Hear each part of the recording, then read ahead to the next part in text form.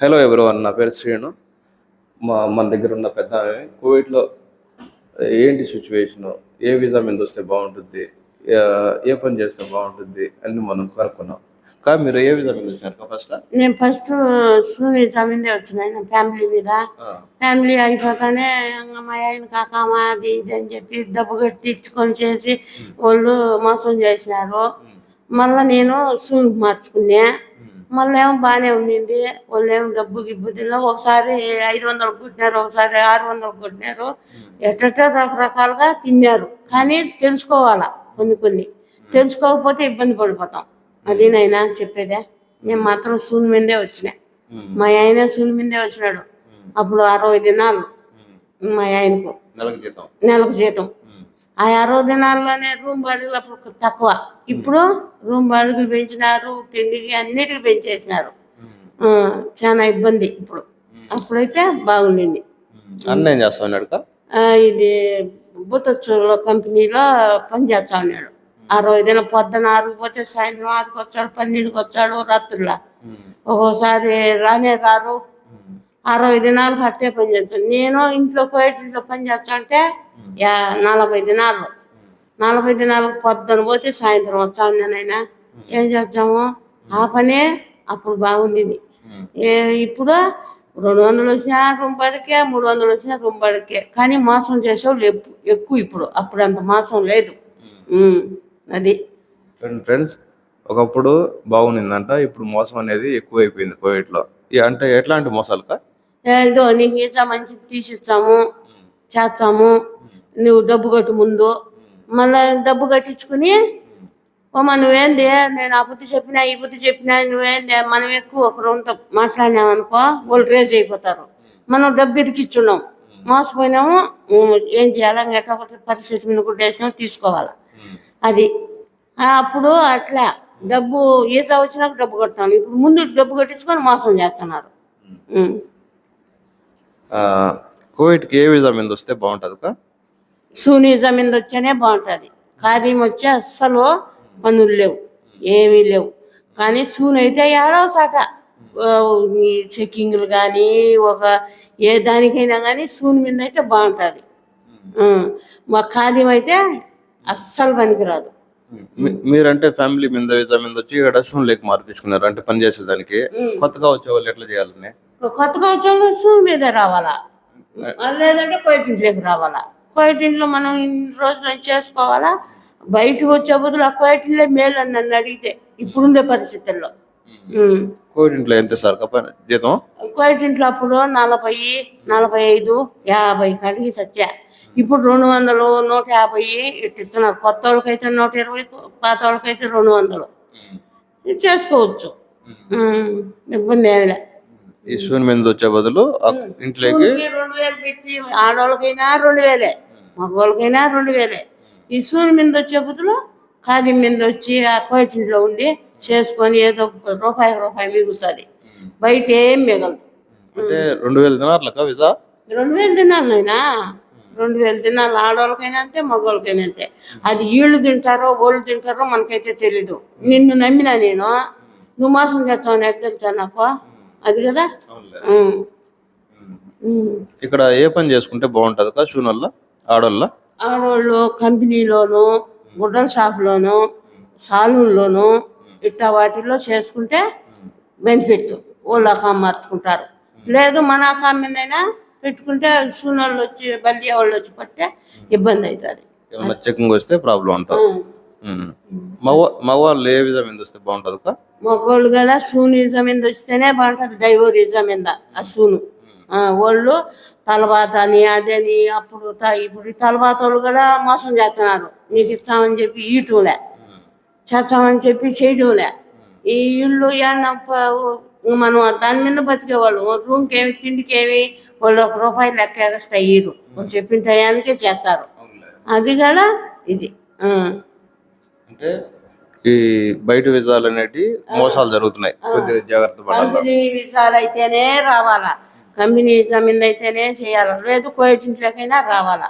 ఒక మగోడు డ్రైవర్ కానీ ఏదైనా కానీ వచ్చి ఇబ్బంది పడి అది చేసేప్పుడు ఇప్పుడు మోసాలు ఎక్కువ. కానీ ఏం చేద్దాము, మన టయాలు బాగాలేకుంటే అన్నీ ఇబ్బంది అయిపోతాం, లేకుంటే పోవాల్సి వస్తుంది.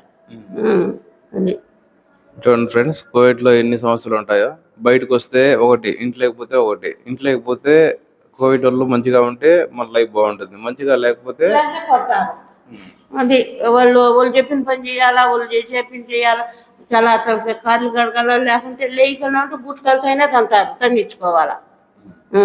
చెప్తాను కదా, అవి కూడా అన్ని మన తయ్యాలు, అది మన రాత.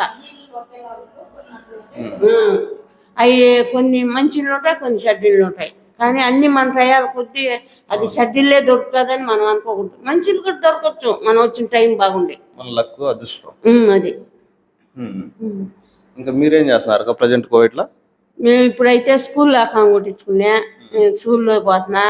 ఇప్పుడు 2 నెలలు సెలవు ఇచ్చినారు. ఈ 2 నెలలు కూడా పడినాక ఏం చేయాలరా స్వామి దిగులు పడి కూర్చో ఉన్నాము. కానీ దొరికినప్పుడే దొరకలేదు, దేవుడు 2 నెలలే కదా మళ్ళీ ఇచ్చాడు అని పోతామని గమ్మునుందా, దిగులు పడకుండా. అది మీ స్కూల్లో ఇప్పుడు జీతం ఎంత ఇస్తారు? 160 సార్లు, బస్సుకు 20 దినాలు పోతుంది, మాకు 140 మిగులుతుంది. అంటే 140 దినాలు అంటే ఇప్పుడు ప్రకారం 50,000 మిగులుతుంది.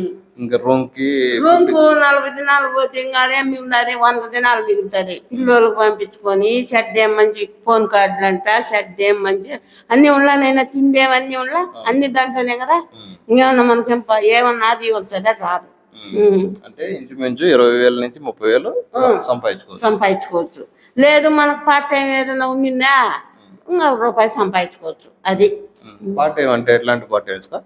కోయిటిండ్లు కానీ, లేకుంటే ఏదన్నా కోయిట్ మసిలీలో కోయిటిండ్లో ఏదైనా పార్ట్ టైం దొరికినప్పుడు వారంలో 3 రోజులు, రోజు, లేదంటే మక్కిన పనులు ఇట్లా ఉంటాయి కొన్ని.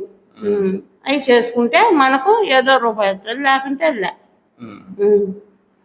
కోవిడ్లో ఇప్పుడు ఉన్న పరిస్థితుల్లో కోవిడ్కి రావచ్చా రాకూడదుగా? ఇప్పుడైతే వేస్ట్ నాయన, నన్ను అడిగితే వేస్ట్. లేదు కంపెనీ వీసా మీద వచ్చి వాళ్ళు ఏదన్నా అకాం కొట్టుకొని వాళ్ళు పనికి పనిపెట్టి ఇచ్చినారు అనుకో, మనకు బెనిఫిట్. లేదంటే మనం వచ్చి ఇబ్బంది పడి మన వాళ్ళు లేక తిండికి రూమ్కు చాలా ఘోరం అనుభవించాలి. అది ఆ 2,000 పెట్టుకొని ఆ చేసుకొని వచ్చి ఏడుకొచ్చి మళ్ళా పని దొరకంటే చాలా అయిపోయింది. అదే కంపెనీ ఇదైతే నో ప్రాబ్లం. అంటే బయట వీసా మీద రాకుండా కంపెనీ వీసా మీద అయితే రండి, మంచి జీతాలు ఉంటాయి, బాగా బెనిఫిట్ ఉంటుంది.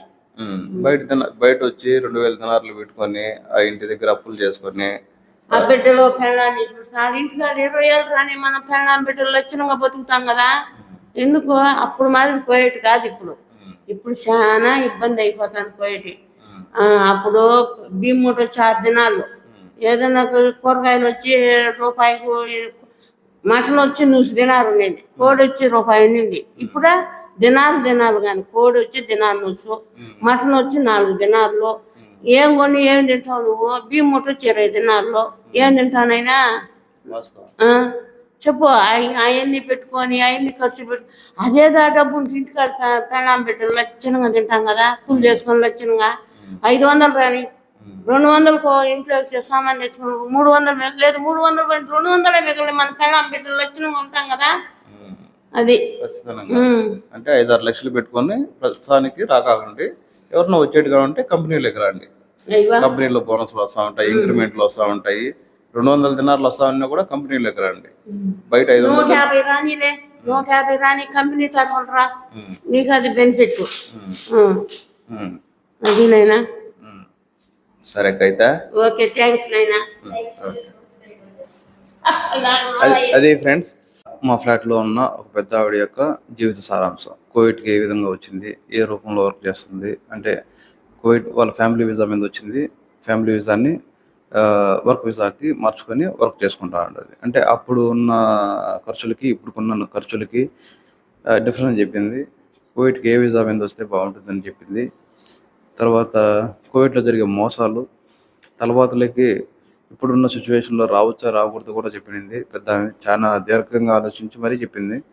బట్ అయితే తలబాత్ గురించి, ఫుడ్ డెలివరీ గురించి ఇంకొక వీడియో లేటెస్ట్గా నేను ఖచ్చితంగా చెప్తాను. తలబాత్ మీదకి రావచ్చా రాకూడదా, తర్వాతలో ఏం జరుగుతుంది అని కూడా చెప్తాను. ప్రతి ఒక్కటి A to Z నెక్స్ట్ వీడియోలో చూద్దాం.